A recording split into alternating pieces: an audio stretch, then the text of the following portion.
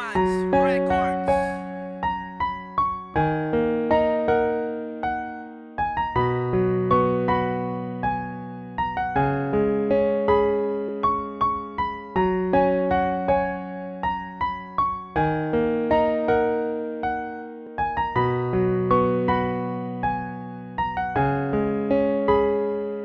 Kamusta na aking mahal, ako pa ba'y naaalala mo ako? Yung lalaki na dati na nagmahal sa'yo. Minahal, eh di ba noon niloko mo ako?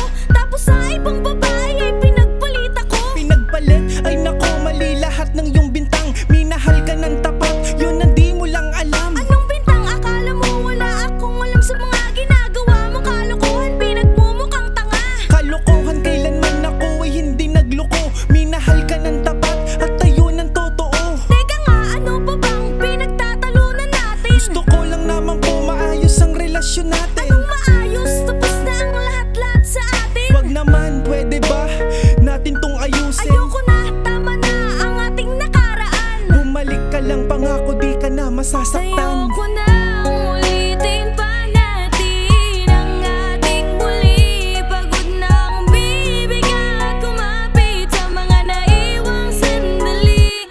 Kung saan pinilit ko pa din kahit unti-unti ka na nalalamig.